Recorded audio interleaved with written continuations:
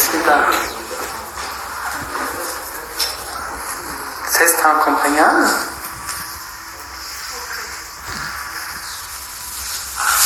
Tá. Acho que deu.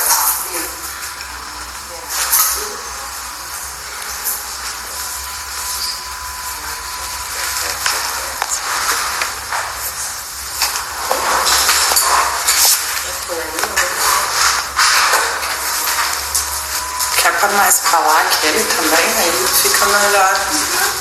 Para ficar melhor enquadrado seu. Acho que vocês deixar o meu mais em pé.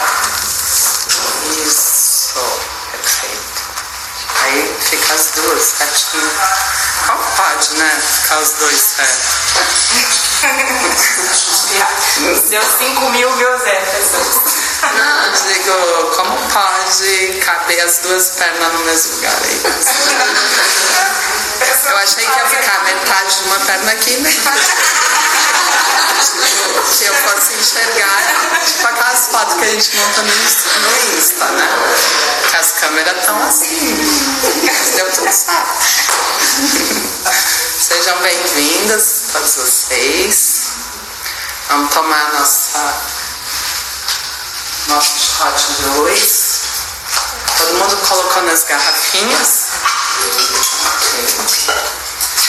Enquanto isso, vamos esperar as pessoas chegarem. Adoro essas pessoas super antenadas. A gente nem divulga que vai ter live, mas elas estão bem espertas ali, ó. O povo na sincronicidade total.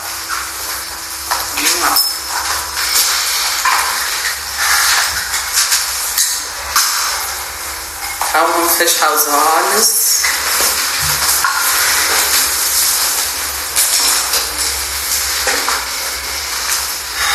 Inspirando profundo e completamente.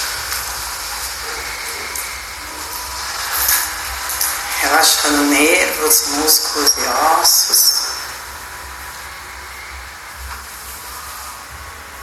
Entrando no estado de abertura, de liberação da mente. Respiração é circular, a coluna ereta, pode deixar os ombros caírem e afrouxar a musculatura da face. A boca levemente aberta, os olhos abertos. E você repara na sua respiração.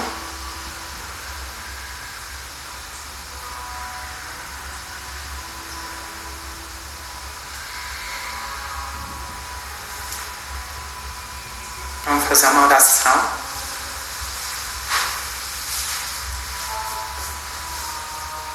Vamos chamando os nossos mentores, benfeitores espirituais que acompanham cada um aqui presente, chamando a equipe espiritual do Reiki, os mestres Reiki, Dr. Mikao Usui, toda a equipe espiritual conectada com o momento do despertar em Gaia, o conselho kármico, tem feito um grande trabalho de liberação kármica para a quebra dos padrões das rodas sansáricas de Kali Yuga.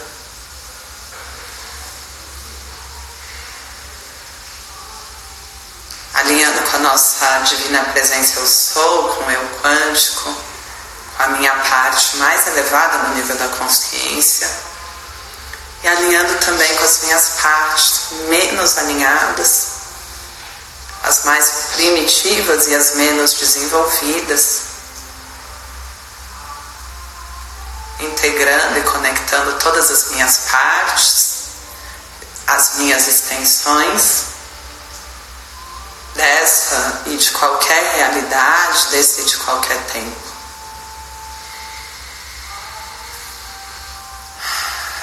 essa conexão ela precisa ser genuína, ela tem que ser verdadeira e você precisa de fato querer.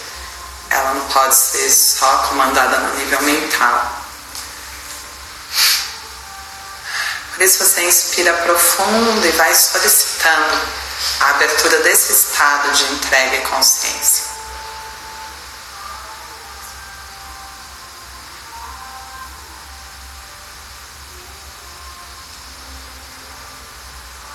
Bom, pode fazer algumas respirações circulares.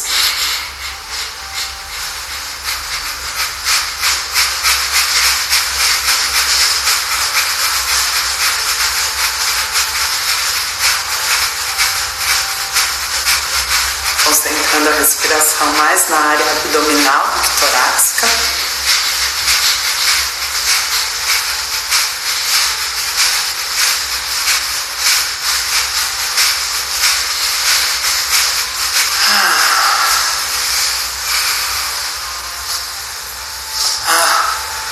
Você pode soltar fazendo um som grave, ativando, massageando o cardíaco. Sejam todos bem-vindos.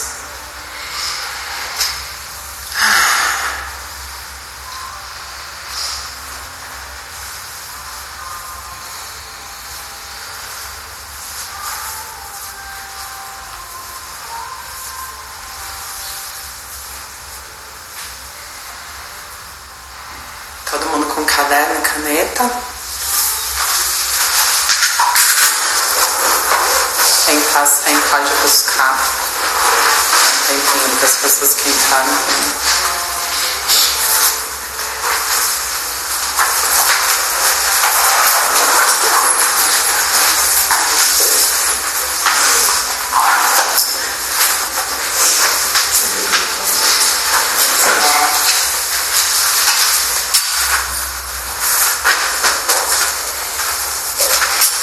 Tá bom o som para vocês?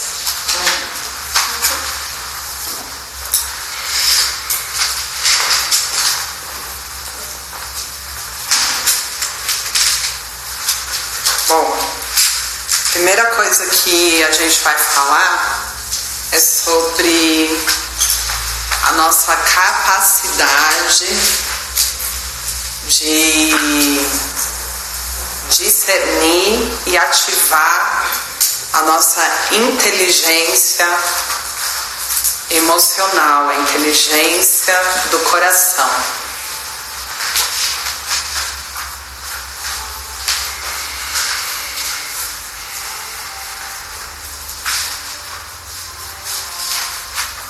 É muito desafiador quando a gente se vê dentro de um conflito emocional e a gente tenta controlar as emoções sem antes ter feito todos os exercícios e as práticas e os treinamentos necessários para conseguir identificar essas energias e para conseguir trabalhar com elas.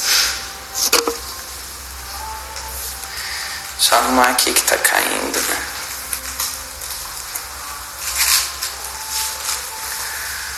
Não é possível dentro do conflito, no momento do desespero, né, na hora que a gente está na crise, a gente utilizar alguma técnica, nem mesmo muitas vezes o reiki, porque na hora que a gente está dentro da crise, é muito complicado a gente conseguir fazer essa conexão com esse sábio interno e com essa força que está muito conectada com o nosso coração. A não ser que eu venha de um processo onde eu esteja praticando todos os dias. Então eu utilizo a energia sem uma causa específica. Eu não preciso estar com um problema para usar a energia. Eu vou treinando e vou usando a energia todos os dias, justamente para o momento que de fato a gente vai precisar usar, a gente já ter esse caminho muito direto, quase que automático. Então, quanto mais a gente usa a energia, mais fácil é a gente acessar ela no momento que a gente está num conflito, né? Num conflito emocional ou um conflito de saúde, porque às vezes a gente está num processo de doença, de dor, ou no meio de um acidente, ou no momento da perda de alguma pessoa que a gente verdadeiramente ama. Então, o ato de você praticar, ele está muito relacionado com esse treinamento para os momentos que são esses momentos de conflito, que é quando a gente realmente precisa já estar apto. Porque no conflito, no surto, a gente não consegue ter equilíbrio nem para aplicar a energia. Né? É muito forte, as sensações são muito fortes e elas te tiram completamente, você só consegue ficar na dor e no desespero. Então, é por esse motivo que é importante que a gente pratique e use a energia, porque na verdade a gente nunca sabe o que vai acontecer e a gente nunca sabe também qual vai ser a hora da nossa morte. Né? E no momento da morte é importante que a gente já tenha tudo isso integrado, que a gente já tenha tudo isso vivenciado, que esteja muito automático até o acesso a todas essas energias, porque na hora da morte tudo é muito intenso, é um momento de maior intensidade. Então, não faz nenhum sentido a gente buscar uma técnica que não seja para utilização diária, que a gente não se empenhe em utilizar todos os dias durante um longo período, até que essa energia possa estar muito integrada, muito facilitada.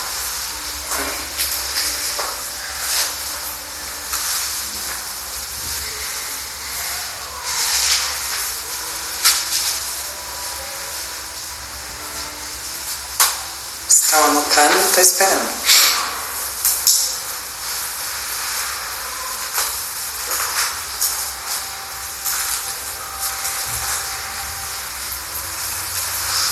E todo o nosso trabalho tem que ser direcionado ao nosso desenvolvimento, ao nosso despertar. Porque na verdade a gente nasce sozinho e morre sozinho. E a gente passa pelos grandes processos da vida sozinho. O auge dos seus processos de dor e de transformação, você não consegue trazer ninguém para o seu processo, você vai passar ele sozinho.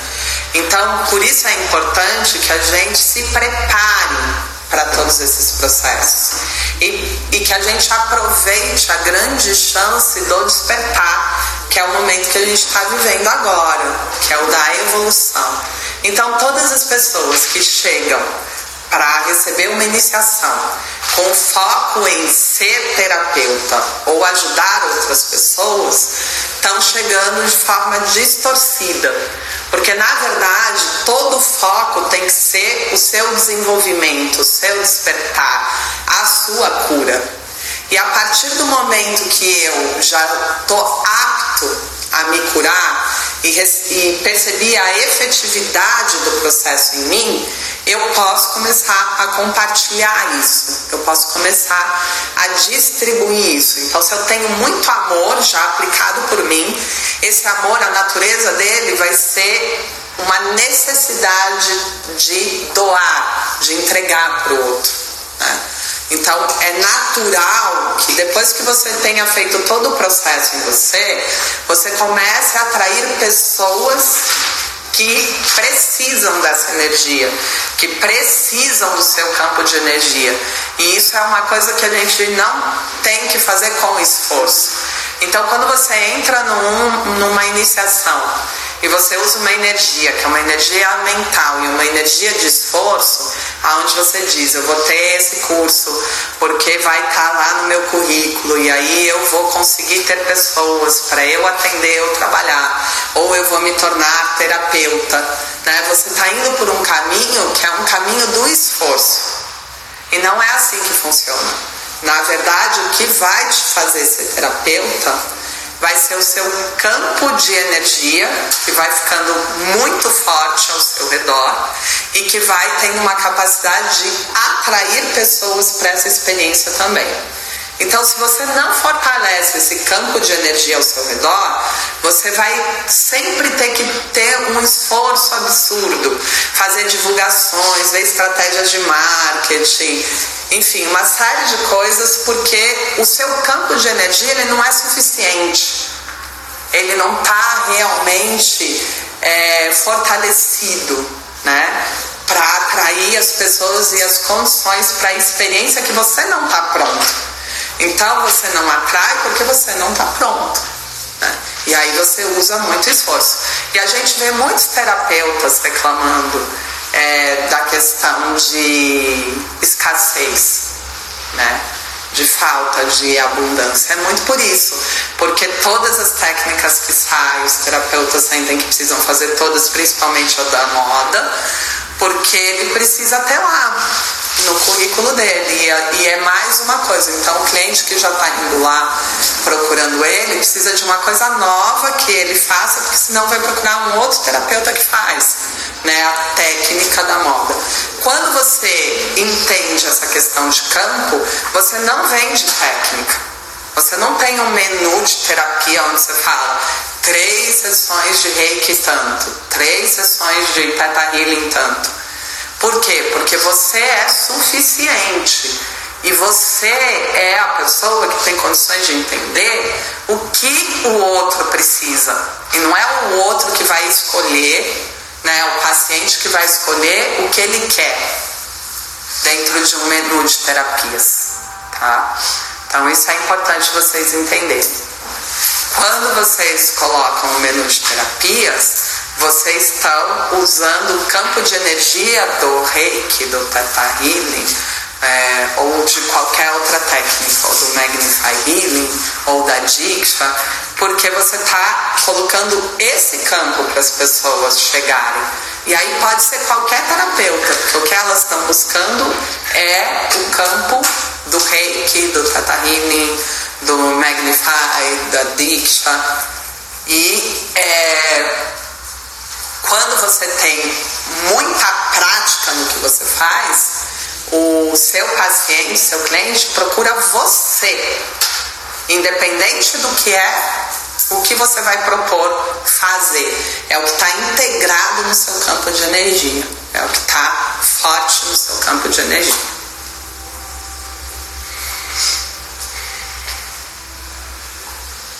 Então isso é uma primeira informação necessária para todos aqueles que buscam uma iniciação para se tornar terapeuta, tá?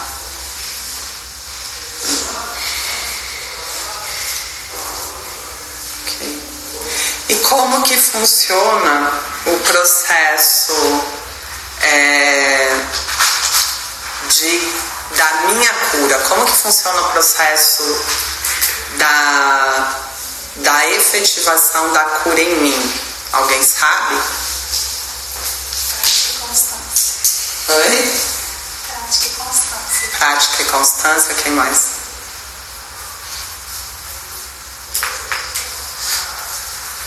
Alguém aqui já se curou de alguma coisa? Não? Tá. Então, a gente não pode embotar o nosso corpo, né? Então, eu até estava conversando com um amigo meu que faz muito tempo que eu não tomo medicamento. E eu posso estar muito agravada, só que eu não tomo. Agora, eu vou dizer para vocês não tomarem? Não. Por quê? Porque vocês não adquiriram esse nível de consciência real. Não é algo que vocês realmente acreditam, né? Não é algo que vocês realmente já tenham experienciado. Então, se isso não está muito integrado como uma verdade para você, ela não vai ser efetiva no seu processo de ativar o seu curador interno. Eu penso 1000 vezes quando eu preciso tomar medicamento. Então, nesses últimos anos, nem quando eu tenho processo de infecção por bactéria, eu tomo antibiótico. Porque eu digo pro meu corpo, eu não vou te embotar, eu não vou te dar medicamento. Você tem condições de se curar sozinho. Eu confio 100% nisso. Eu vou para os picos de piora, mas em nenhum momento acesso medo. Porque eu tenho uma certeza absoluta e total que as minhas células estão ouvindo, que as minhas células têm inteligência suficiente para isso, que o meu corpo tem essa sabedoria, até porque a gente não nasceu quando a humanidade surgiu, não existia farmácia, né? Então a gente tem aí um registro que a gente vai trazendo, inclusive no nosso DNA, de vários métodos de autocura, né? Então eu não informo para o meu corpo que ele é insuficiente, que ele é incapaz. Então toda vez que qualquer dorzinha aparece e eu tomo um medicamento, eu vou dizendo para o meu corpo que ele não tem capacidade de se curar. E quando eu afirmo isso, essa afirmação ela vai ficando muito arraigada, né? E todo o meu ser ele começa a acreditar que ele não tem condições de se curar. E se isso existe, vai ser muito complicado vocês terem resultado com o trabalho de energia também. É importante saber. Vai ter um resultado? Vai. Mas no nível da doença, eu vou conseguir me curar só aplicando energia? Muito difícil, porque você está trazendo uma informação assertiva, da mais alta qualificação, a energia informa e você desinforma, né? Então você cocria a doença novamente, só que você é soberano, nós temos a soberania, né? Então a energia vem e você desinforma. Então você vai perdendo a mais alta qualificação através da soberania da sua escolha. De dizer, mas eu não estou bem, eu vou ter que tomar um medicamento. Mas eu não estou bem, eu preciso fazer qualquer coisa. Então, assim, quebrar esse conceito da doença, essa crença da doença, é muito importante. É muito importante, inclusive, para o processo que a gente está do despertar da humanidade. Porque se a gente não começar a ativar o nosso curador interno, se a gente não começar a fazer um movimento onde mais pessoas comecem a perceber que a doença é ilusória, que o que existe realmente é o doente, aquele que fica afirmando a doença, mas que a doença é uma condição energética que é totalmente passível de mudança, de alteração. Se você não começa a integrar isso em níveis profundos, a gente não consegue ter esse despertar para toda a humanidade, né? E a gente já sabe que é possível, inclusive, refazer órgãos. A gente tem uma capacidade absurda no nosso cérebro que a gente não usa. Por que a gente não usa? Porque a gente informa de forma incorreta todo o nosso corpo. Ixi, mas esse celular ele quer mesmo, né? Eu descarregando sou rapidamente. Tô de olho em você. Você é esperta pra isso, hein? Ficar de olho nos outros.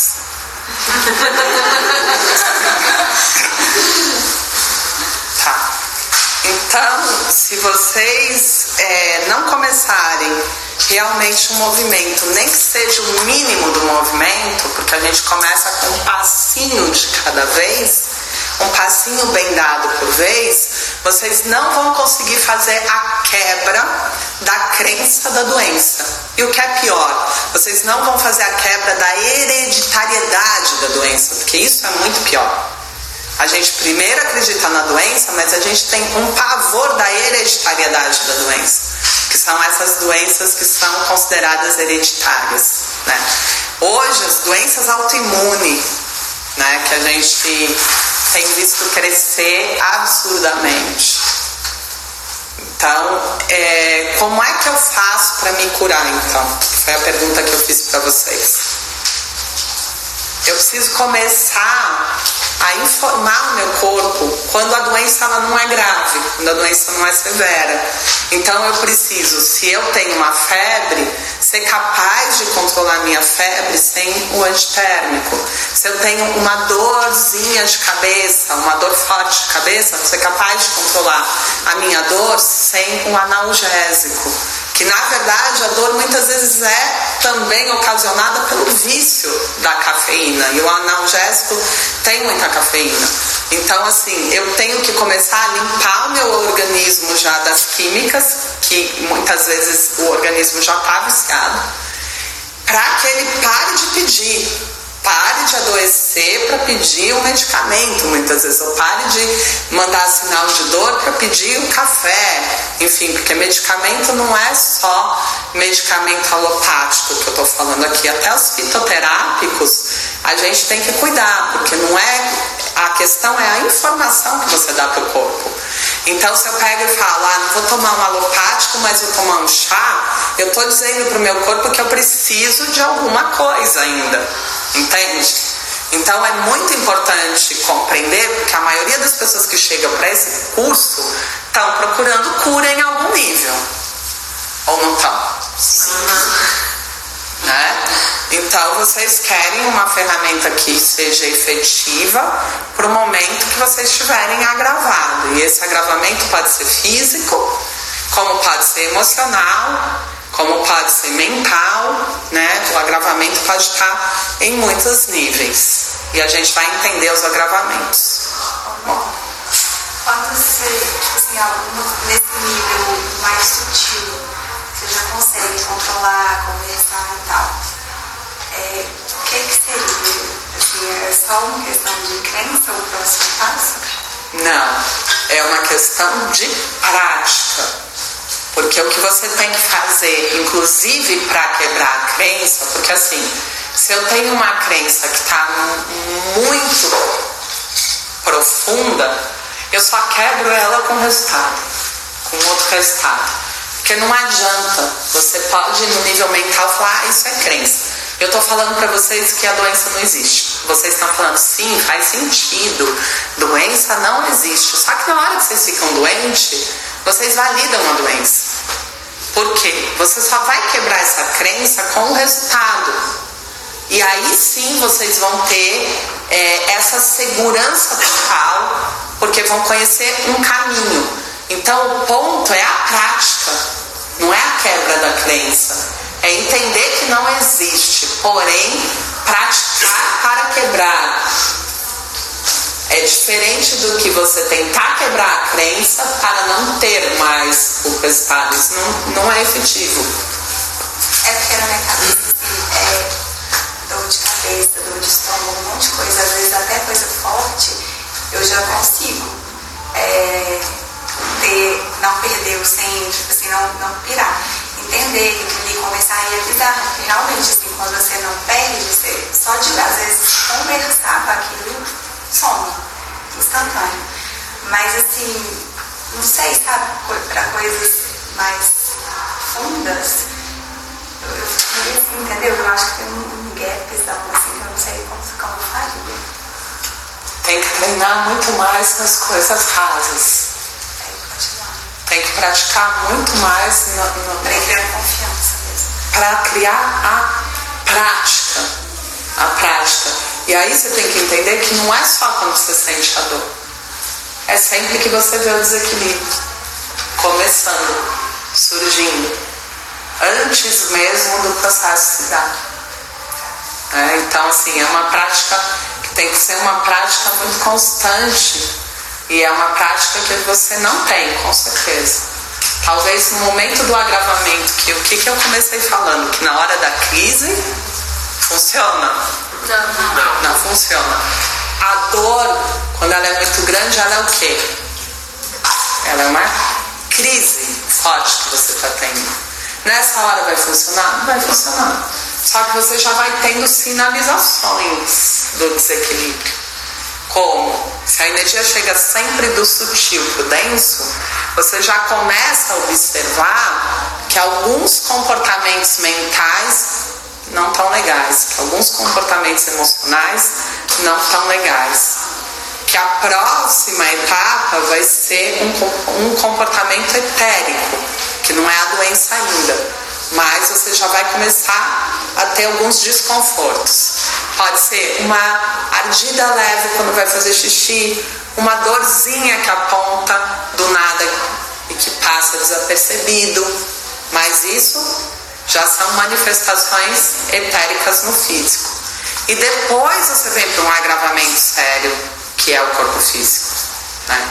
Então, essa mesma energia que está tentando mostrar para você que o desequilíbrio está existindo, ela vai vindo lá da mente, para a emoção, para o etérico e para o físico.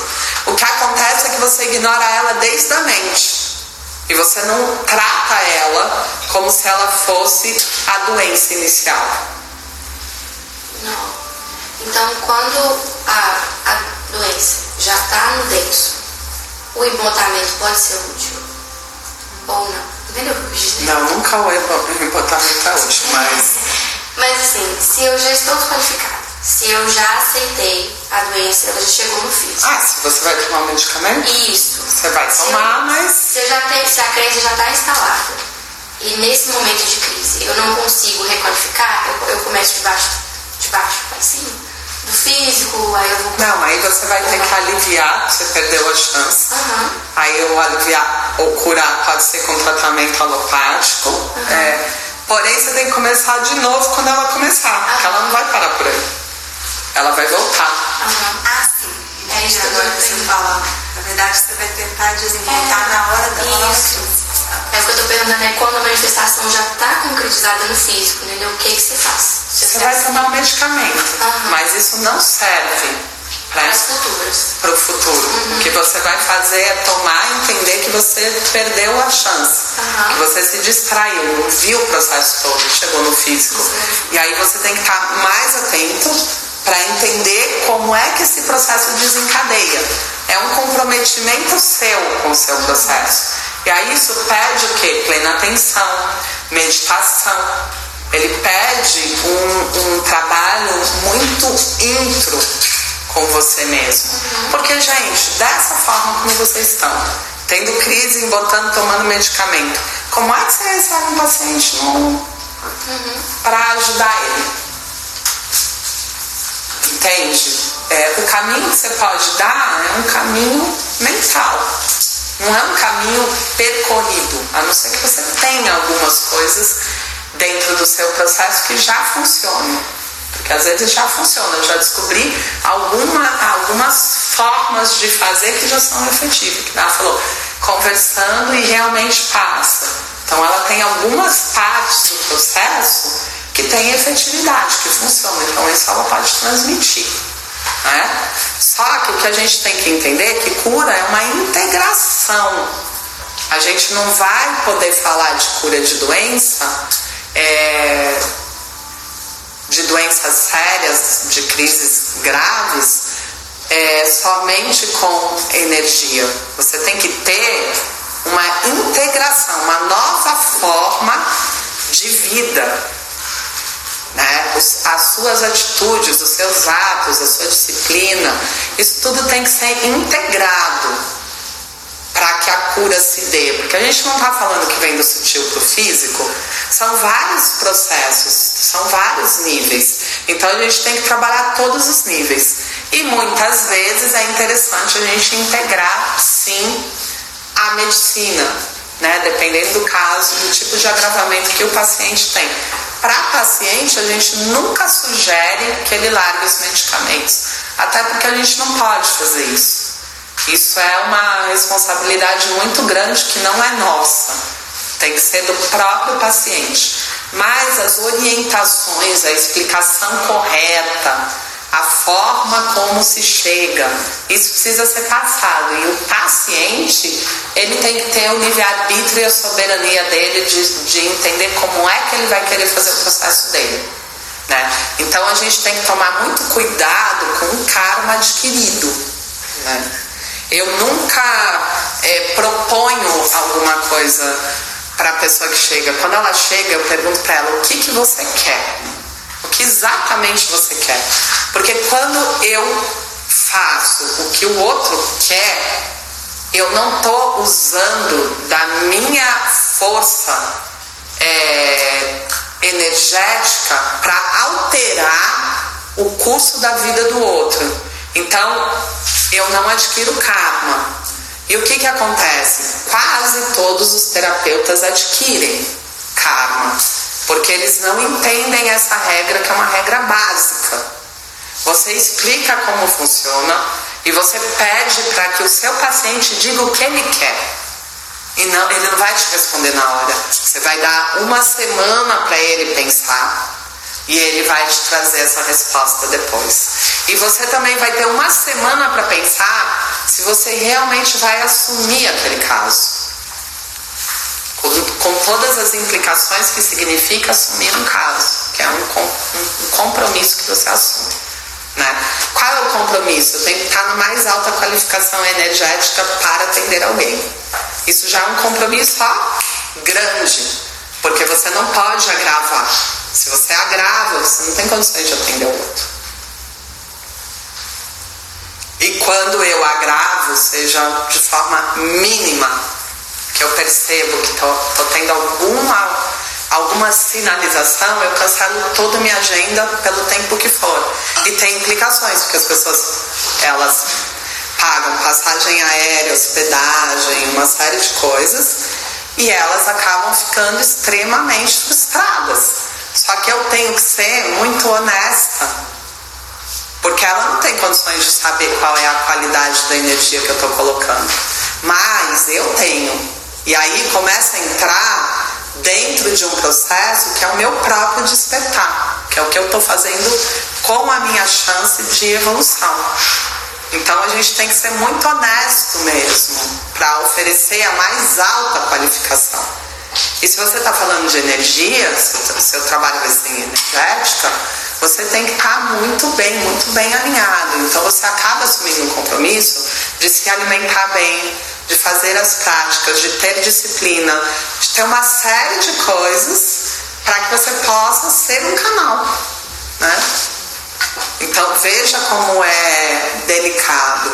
E às vezes você acha que está ajudando e está se agravando na questão kármica. Então é muito delicado também fazer consulta onde eu coloco a minha opinião para a vida do outro, porque isso é um risco absurdo quando você começa a dizer como é que o outro tem que fazer a história dele. Isso é muito sério.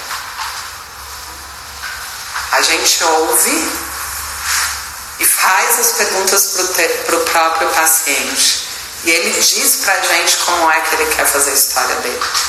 E aí dentro do que ele quer, a gente direciona qual é a melhor forma, né? E por que a gente está falando tudo isso dentro de um curso? Que é só para ter uma iniciação. Porque, gente, isso é a base fundamental, porque senão a gente vai cocriar, a gente vai usar a energia de forma a criar situações que vão nos agravar ou vão prejudicar o nosso processo de evolução. Tudo bem? Alguém tem dúvida?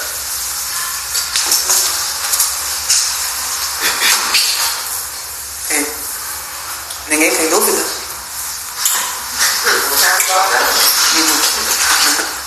Tô chocado.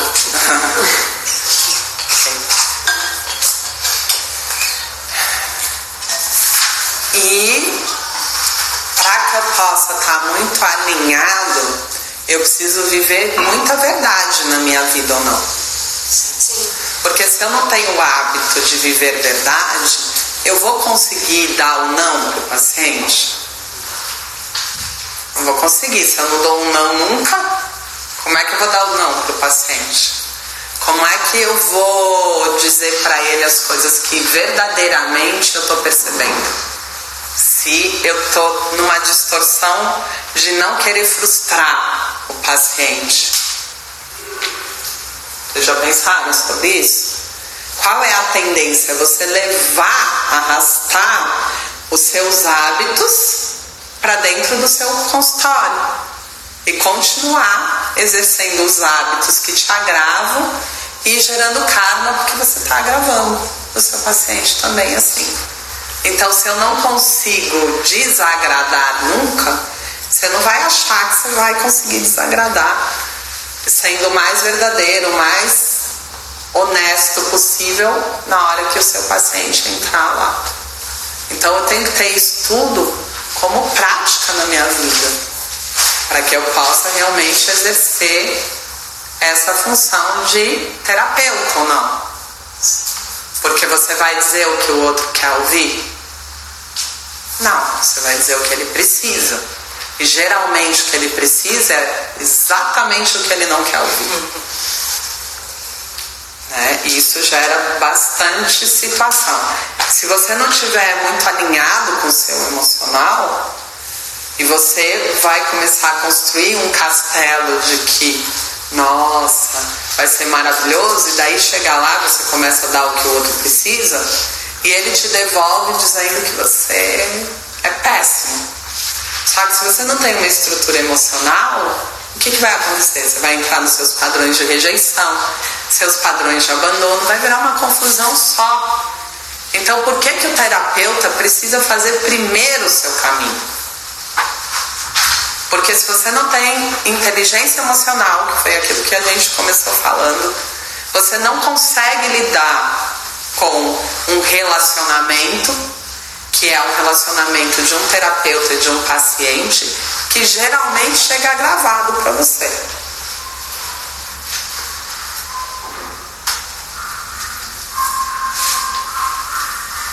Então você tem que estar muito confiante. E para estar confiante, ter essa certeza absoluta, você tem que ter feito isso com você primeiro. Você tem que ter bancado a verdade na sua vida. Você tem que ter bancado as consequências da verdade na sua vida com as pessoas que se relacionam com você e que você gosta. Porque se você não fez isso, você não vai fazer com o seu paciente. Então, o ser terapeuta não está relacionado com a técnica. Ele está relacionado com um trabalho de autoconhecimento muito profundo. E a partir do momento que você faz esse trabalho, principalmente depois que você faz esse trabalho e que você tem condições, é que você se torna um terapeuta, né? É quando você pode oferecer o que o outro precisa. É comum eu receber homens e eu digo para eles: não faz o que a mulher pede, faz o que ela quer. Porque a mulher, ela fala um monte de coisa que ela não quer, porque ela quer que o cara adivinhe o que ela quer.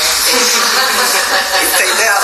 Que ele tem o mínimo de senso, mas antes ela já fez uma confusão na cabeça do cara. E ela faz o maior auê energético para ele entender que ela quer que ele tenha uma atitude. Mas seria muito mais fácil dizer: você pode fazer isso para mim? Eu quero que você venha me ver. Não. É um monte de coisa. Tipo, eu não preciso de ninguém que esteja do meu lado. Eu sou autossuficiente, me banco. Aí o cara não entende nada disso. Olha como vocês estão comunicando, né? E tipo, então, nesse momento eu não estou aberta para me envolver ou me relacionar. E a mulher tá lá todos os dias. Então, o que você está fazendo? Ah, então, não quero me relacionar agora.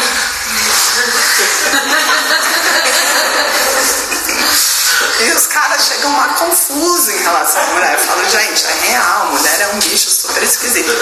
Mas faz o seguinte: não faz o que ela te pede, porque tudo que ela te pede não é o que ela quer. Faz o que ela quer. Vou te explicar de forma fácil o que a mulher quer. Quer que você tenha atitude. Ignore tudo que ela está falando, dê carinho, abraço, beijo, presente. Faça coisas que são muito básicas, mas que é o que a mulher quer. Então a gente consegue simplificar um pouco depois que a gente tem experiência, né, de ouvir muitas mulheres, muitos homens. A gente começa a entender como é que funciona. Você fala: nossa, mas tem uma lógica aqui por trás de tudo isso. Mas você precisa ter a experiência, senão como é que você orienta se você está toda bagunçada? você orienta tudo errado. Como é que você vai orientar um homem se você mesma é confusa em relação à forma como você se relaciona, entende? Então, por isso que ser terapeuta exige autoconhecimento, que a gente trilhe o caminho antes.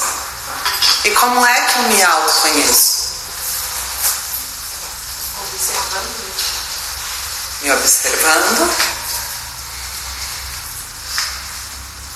O que mais? Meditando. Te entregando seria o quê? Entregar para vivenciar e observar. Para vivenciar. Ok. Medo.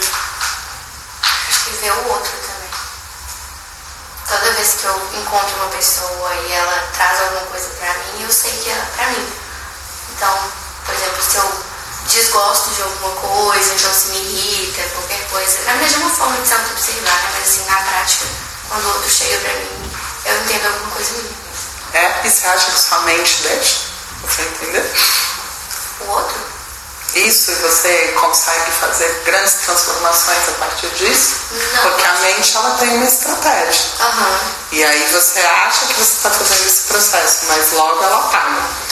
Não, eu acho que é mais um mapeamento, assim, uma claridade. Assim, acho que trazer pra luz. O resto é separado. Não sei se vai ser pergunta. Então, o que acontece... Vocês já leram um livro que vocês estão achando incrível? Nossa, que sensacional, tô entendendo tudo. Uma sensação até eufórica de nossa. Aí passa uma semana, você já não sabe mais nada do que era que tinha ali. Você não integrou nada. A informação não ficou. Isso acontece porque a mente tem uma estratégia de não deixar você entrar para a mudança. A mesma coisa acontece com vocês ao longo da vida. Vocês vão olhando, isso é meu, isso é meu, isso é meu. Só que esse processo de apagar, ele acontece também. Porque a mente faz isso. Então você precisa ter uma prática de integração daquilo que você identifica. E você tem que ter uma ação em cima do que eu identifiquei. Então se eu pegasse um capítulo do livro e anotasse e tivesse uma ação para aquele capítulo e fosse repetindo essa ação, eu conseguiria ter a integração. Mas se não, ficou no nível mental, não integrei nada. A mesma coisa na nossa vida. Se a gente identifica, imediatamente eu tenho que ter uma ação. Uma ação por um primeiro passo, porque eu não vou ficar identificando um monte de coisa e não fazendo nada de ação prática, porque isso é uma falsa sensação de que eu estou me autoconhecendo. Consegue entender? O que eu preciso fazer? Eu identifiquei uma coisa, eu foco nisso que eu identifiquei. Anoto o que é que eu identifiquei e vou trabalhar só esse item. Só isso. Até conseguir ter a liberação total, que vai vir a partir de uma compreensão profunda. Então eu tenho que ter uma ação porque eu identifico. Como eu identifico? Toda vez que o meu corpo sinaliza. Como o meu corpo sinaliza? Ele pode sinalizar a partir de uma emoção, e aí eu sinto que não foi confortável, então teve uma sinalização. Se eu passar por cima da emoção, ele vai sinalizar como uma doença física, porque eu já ignorei a emoção.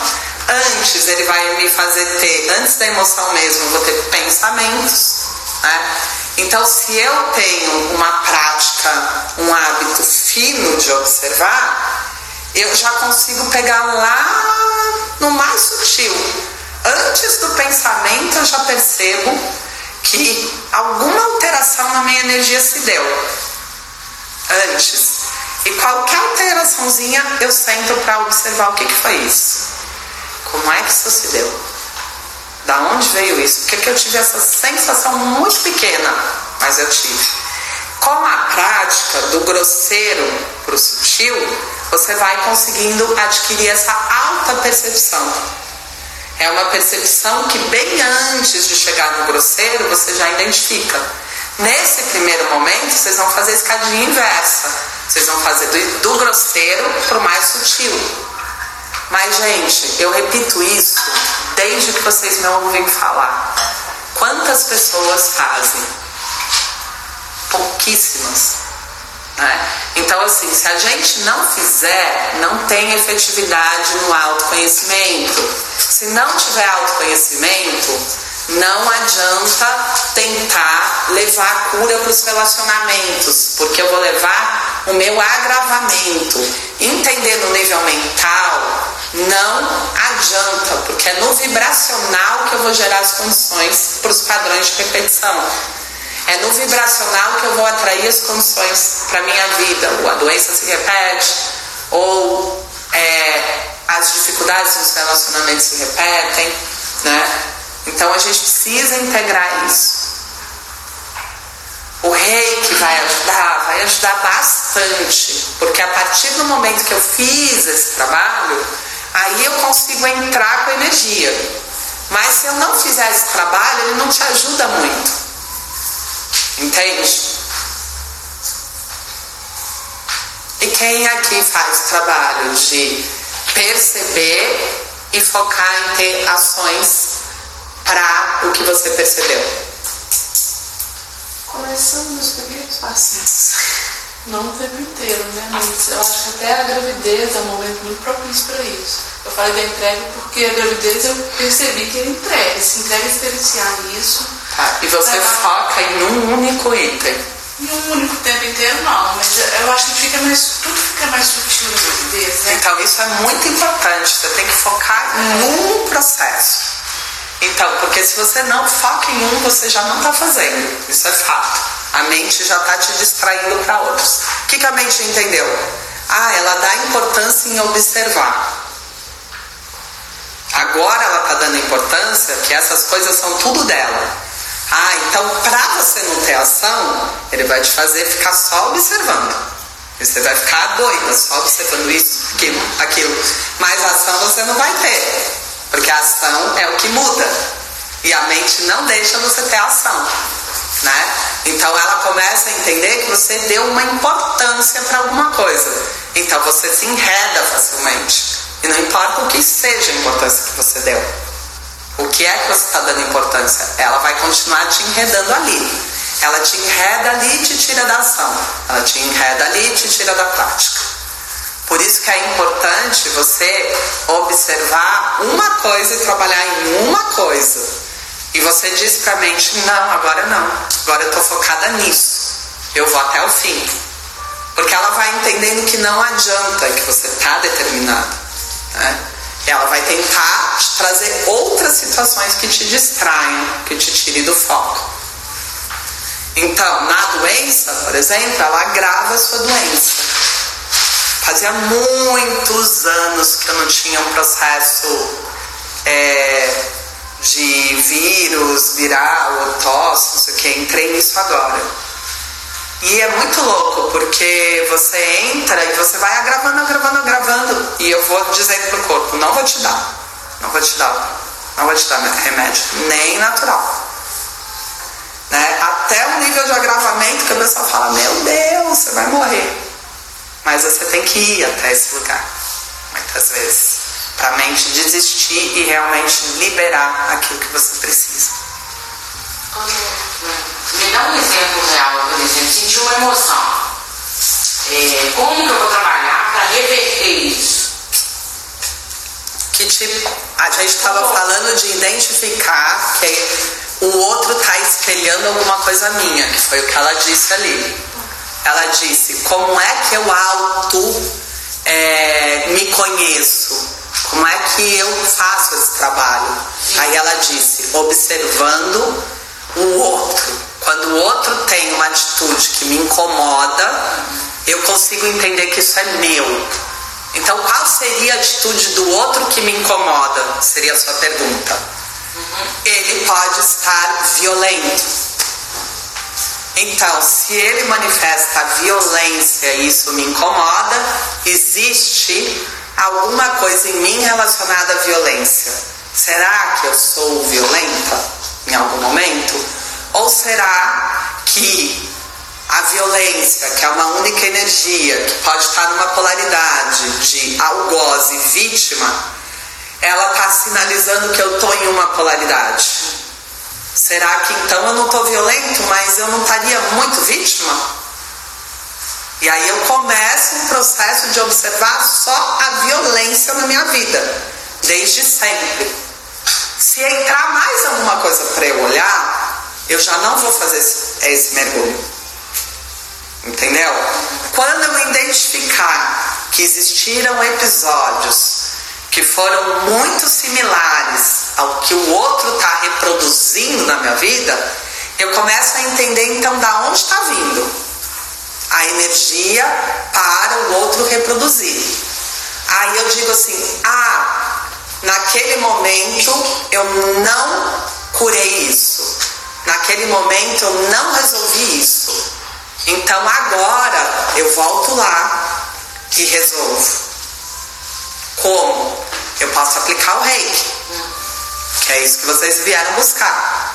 Mas se vocês não tiverem todo esse processo, muito provavelmente vocês não vão fazer o processo de cura para vocês, mesmo tendo a possibilidade de ter o reiki na vida de vocês.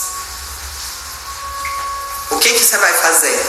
Você vai pegar e vai tentar aplicar energia para arrancar isso da sua vida. Não tem mais isso na sua vida. Só que esse caminho não é um caminho que é efetivo para cura. Arrancar. Porque você tem que realmente resolver a questão que está te gerando esse incômodo, né? Então eu posso aplicar energia para afastar de mim, só que você entende que eu estou usando uma energia de forma errônea, porque no próximo ato eu vou atrair uma outra pessoa, entendeu? Então você pode usar a energia, que é muito poderosa e muito efetiva, de várias formas, inclusive para cocriar as distorções, que é isso que eu estou explicando para vocês. Porque a energia que materializa a partir da sua soberania, do seu livre-arbítrio e da sua escolha.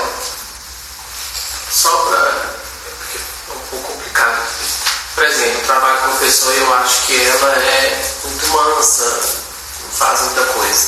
Hoje eu já entendo que isso, se eu consigo perceber isso nela, é porque eu experiencio isso em mim. Ou isso está em mim. E aí como que eu...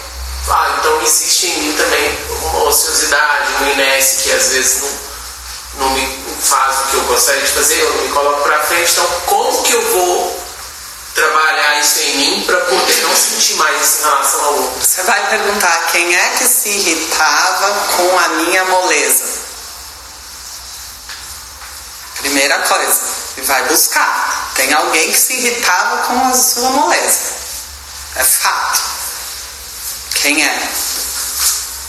Volta lá.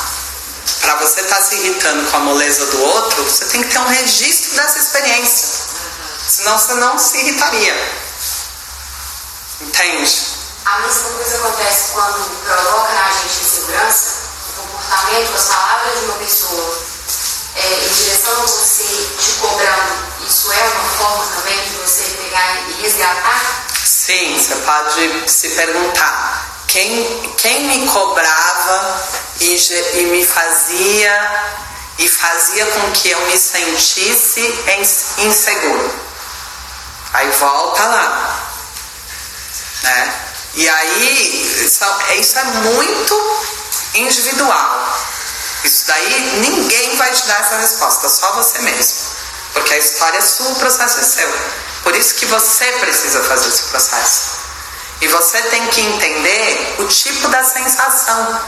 Às vezes você não tem um episódio igual, mas a sensação ela é muito parecida. Então vou dar um exemplo. Eu fui abandonada pela minha mãe. Como é que eu me sentia? Eu me sentia não merecedora de ter o amor. E aí, quando isso se manifesta na minha vida? Quando alguém me rejeita, ou ele nem me rejeita, mas eu começo a sentir a rejeição onde não tem, e começa a vir essa sensação de novo. A sensação é a mesma. Então eu posso entender que isso está vindo de um padrão de rejeição, um padrão de exclusão meu. E aí eu começo a trabalhar em cima disso. E trago clareza.